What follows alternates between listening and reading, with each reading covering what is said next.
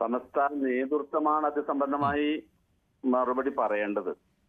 അതായത് സർക്കാർ തലത്തിൽ സാധാരണഗതിയിൽ ഇങ്ങനെ മീറ്റിങ്ങുകൾ നടക്കാറുണ്ട്, കഴിഞ്ഞ കാലങ്ങളിലും നടന്നിട്ടുണ്ട്. ഇത്തരം സർക്കാർ നടത്തുന്ന മീറ്റിങ്ങുകളിൽ സാധാരണ സഹകരിക്കാറുണ്ട്. കാരണം ന്യൂനപക്ഷങ്ങളുമായി ബന്ധപ്പെട്ട കാര്യങ്ങളൊക്കെ ചർച്ച ചെയ്യാൻ കിട്ടുന്ന അവസരം നിലക്ക്, ഞങ്ങളുടെ ആവശ്യങ്ങളൊക്കെ പറയാൻ പറ്റുന്ന ഒരവസരം നിലക്ക് അതിനെ ഉപയോഗപ്പെടുത്തുന്നത് തെറ്റുണ്ടാവാൻ സാധ്യതയില്ല. കാരണം കഴിഞ്ഞ കാലങ്ങളിൽ അങ്ങനെ മീറ്റിങ്ങുകൾ നടന്നിട്ടുണ്ട്. പ്രത്യേകിച്ച് ഇലക്ഷന് മുമ്പായിക്കൊണ്ട് സർക്കാർ ഓരോ വിഭാഗത്തിനുമായി സംസാരിച്ച് എന്തൊക്കെ അവരുടെ ആവശ്യങ്ങൾ എന്നൊക്കെ ചോദിക്കാറുണ്ട്. അപ്പൊ ആ ഒരു സാഹചര്യത്തില് കാര്യങ്ങൾ തുറന്ന് പറയാൻ കിട്ടുന്ന ഒരു അവസരം നിലക്ക് മറ്റൊരു നിലക്ക് അതിനെ കാണേണ്ടതുണ്ട് എന്ന് എനിക്ക് തോന്നുന്നില്ല. ഇതിന് നേതൃത്വമാണ് അതിന് മറുപടി പറയേണ്ടത്, സമസ്ത നേതൃത്വം. ഇത് ഓരോ സമുദായത്തിന്റെയും യോഗങ്ങൾ വിളിച്ചു കൂട്ടുന്നു, അത് വോട്ട് തട്ടുന്നതിന് വേണ്ടിയാണ് എന്ന രീതിയിലുള്ള വിമർശനം സ്വാഭാവികമായിട്ടും ഉണ്ടാകുമല്ലോ. ഇപ്പോൾ അയ്യപ്പ സംഗമം നടത്തുന്നു, അത് ഭൂരിപക്ഷ സമുദായത്തിന് അവരെ ഉദ്ദേശിച്ചുകൊണ്ട് നടത്തുന്നതാണ്. ഇപ്പോൾ ന്യൂനപക്ഷ സംഘവും മുസ്ലിങ്ങളെയും അതുപോലെ തന്നെ ക്രൈസ്തവരെയും ഉദ്ദേശിച്ചുകൊണ്ട് നടത്തുന്നതാണ്. ഇത് തെരഞ്ഞെടുപ്പിന് തൊട്ടുമുമ്പുള്ള രാഷ്ട്രീയം എന്ന രീതിയിലുള്ള വിലയിരുത്തൽ വരും. അപ്പോൾ സമസ്തയ്ക്ക് അത് പൂർണ്ണമായിട്ട് സഹകരിക്കാൻ പറ്റുമോ? അതിനോട് അത്തരത്തിലൊരു രാഷ്ട്രീയ നേട്ടം സർക്കാരിന് ഉണ്ടാക്കി കൊടുക്കുവാൻ?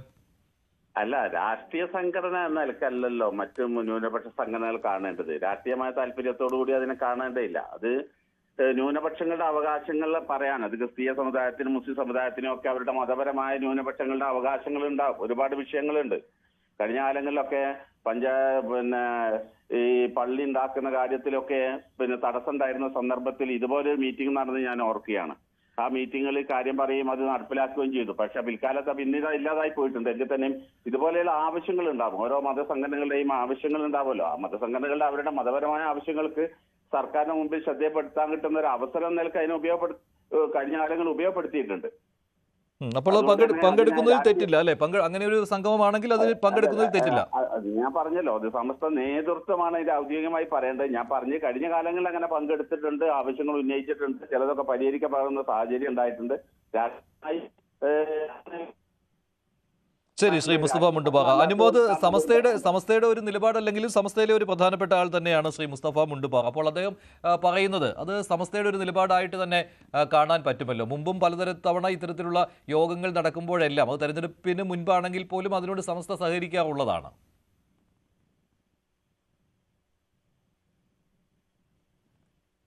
ഇത്തരം ക്ഷണങ്ങൾ ഉണ്ടാകുമ്പോൾ കാരണം ഓരോ ഘട്ടത്തിലും സർക്കാരിൻ്റെ ഭാഗത്തും ഇത്തരം ക്ഷണങ്ങൾ ഉണ്ടാകുമ്പോൾ ആ ക്ഷണങ്ങളൊക്കെ തന്നെ അവർക്ക് മുമ്പിൽ, സർക്കാരിന് മുമ്പിൽ സമസ്തയ്ക്ക് പങ്കുവെക്കാനുള്ള കാര്യങ്ങൾ പങ്കുവെക്കുവാനും അവരുടെ ആശങ്കകളോ അല്ലെങ്കിൽ പ്രതീക്ഷകളോ അതുമെല്ലാം തന്നെ സർക്കാരുമായി ചർച്ച ചെയ്യാനും ഒക്കെ കിട്ടുന്ന അവസരമായിട്ട് തന്നെ സമസ്ത കണ്ടിട്ടുള്ളത്.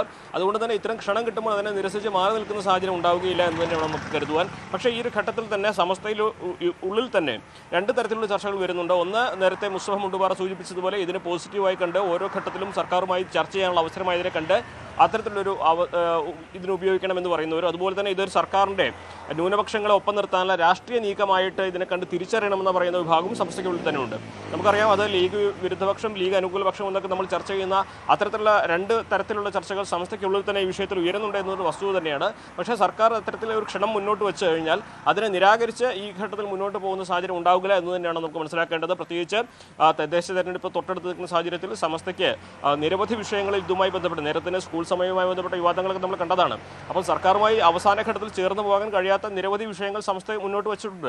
ആ ഒരു ഘട്ടത്തിൽ സമസ്തയ്ക്ക് സർക്കാരിനുമായി ചർച്ച നടത്തുവാനും സമസ്തയ്ക്ക് പറയാനുള്ള സർക്കാരിനെ കേൾപ്പിക്കുവാനും കിട്ടുന്ന ഒരു അവസരമായിട്ട് ഇതിനെ കാണുമ്പോൾ തീർച്ചയായിട്ടും ഈ ഒരു ക്ഷണത്തെ അവർ സ്വാഗതം ചെയ്യുക തന്നെ ചെയ്യും. പക്ഷേ ഇതിൽ സാമുദായിക സംഘടനകൾക്കപ്പുറം രാഷ്ട്രീയമായിട്ട് ഇതിൻ്റെ ഒരു പിന്തുണ ഒരുപക്ഷെ ന്യൂനപക്ഷങ്ങളുടെ ഇപ്പോഴത്തെ മലബാറിലൊക്കെ ഏറ്റവും വലിയ പ്രതിനിധികളെന്ന് അവകാശപ്പെടുന്ന ലീഗിൻ്റെ ഭാഗത്തുനിന്ന് ഉണ്ടാകില്ല എന്ന കാര്യത്തിൽ യാതൊരു സംശയവുമില്ല. മഞ്ജുഷ്.